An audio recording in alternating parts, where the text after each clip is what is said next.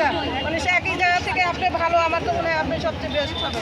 যখন জাত পিঠা একটু অসুন্দর হবে, সেই পিঠা আপনার এটা নেবেন আরও বেশি আগ্রহ করে। আপনি যেহেতু দীর্ঘদিন কাজ করতেছেন, এই জন্য এই যে আমরা চাচ্ছি যে মানে পিঠা যারা তৈরি করে হ্যান্ডমেড, ও গুড, তো আমরা চাচ্ছি ওইটা করতে। না না ওনারটাকে টেবিল নরসিংদীতে এই যে মানে ইয়াগুলো দূর করতে চাচ্ছে। আমাদের মহিলা দলের সেক্রেটারি আছে, মহিলা দলের সিনিয়র যুগ্ম সম্পাদক আছে, এরা প্রশাসনের সাথে কথা বলে মহিলা দল আপনাদের পাশে থাকবে, মহিলাদের পাশে থাকবে, মেয়েদের পাশে থাকবে এবং আপনাদের যত সুযোগ সুবিধা আছে ভাবিয়েরা এরা পিসির সাথে বসবে।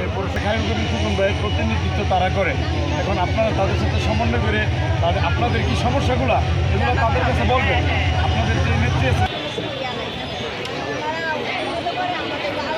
আচ্ছা যাই হোক, আমরা দেখতেছি আমার ভাইয়েরও আছে, তারা চাই নাই, ওরাও টেবিল চাই নাই তো বলে না, অনেক টাকা দিতেন। এখন তো আমরা পৌর কমিটি আমাদের করে দিচ্ছে একটা, আমরা 130 টাকা করে দিয়েছি। এখন প্রয়োজনের সামনে দিকে আপনাদের ফ্রি টেবিলের ব্যবস্থা করবো ইনশাল্লাহ।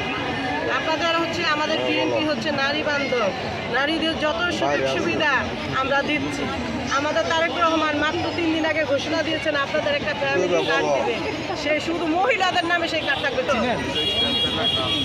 উনি হচ্ছে নরসিংদী জেলা মহিলা দলের সেক্রেটারি। আচ্ছা এখন আপনাদের তো ওরকম ছিল, আগে তো আপনাদের 300-400 টাকা করে দিত, এখন আমরা 130 টাকা করে দিচ্ছি।